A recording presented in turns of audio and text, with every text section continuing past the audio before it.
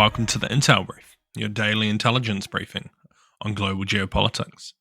Today is Friday, 29 November. I'm your host Daniel, the founder of HM Intelligence, and every weekday we bring you not just the news, but the so what from the events and decisions that shape our world. So grab a coffee and get ready to be informed. In today's update, we'll be covering Ireland votes in a snap general election, Romania has ordered an election recount, and thousands of protesters are on the streets in Tbilisi. So firstly, Ireland's general election began on Friday with a closely contested race between coalition parties Fine Gael and Fianna Fáil and the opposition Sinn Féin.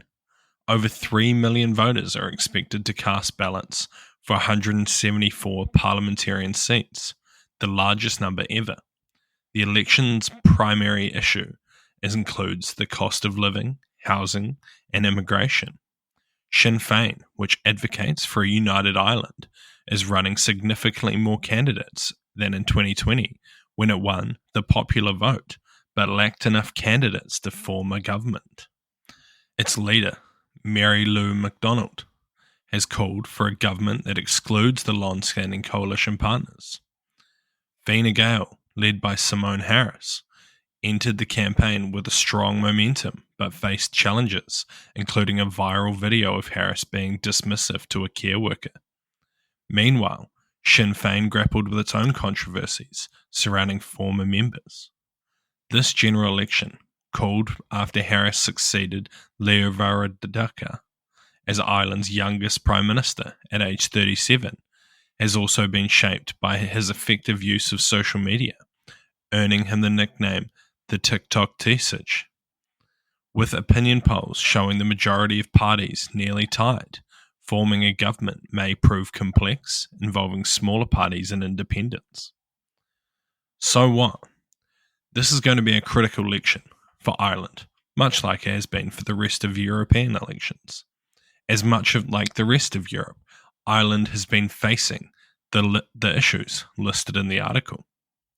It is likely that voters will be looking for change as a way to combat this, possibly moving towards right-leaning parties. If Sinn Féin does come out with a victory, it could lead to some interesting predicaments, not just within Ireland, but also the UK. They would likely advocate for a united Ireland, something that London would not be too happy about, but could also put significant financial burden on Ireland due to the underdevelopment of the Northern Territories. And next, Romania's Constitutional Court has mandated a recount of votes from the first round of the presidential election held on November 24th, following a controversial result where far-right candidates secured a surprising lead. The recount was ordered amid allegations of irregularities, though the court rejected a petition to annul the election altogether, citing that it was filed too late. Pro-Russian figure, critical of NATO and supporter of Vladimir Putin, is set to face off against a centrist in the December 8 runoff. Lasoni, leader of the Save Romania Union Party, garnered 19% of the vote and is vocal advocate for Ukraine and NATO, framing the election as an existential fight for democracy within Romania.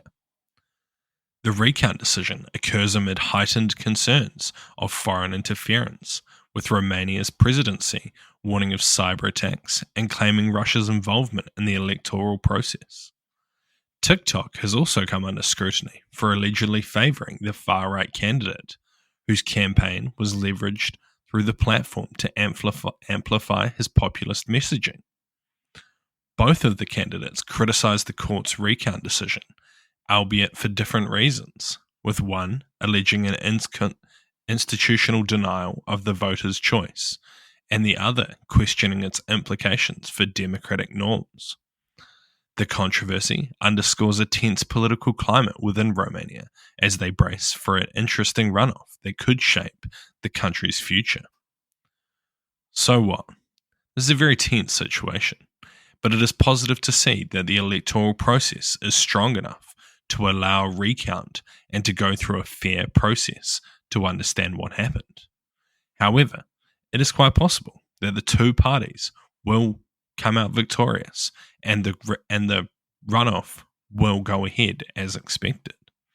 Regardless, it is good to see that the country can go through the process peacefully, unlike in our next story.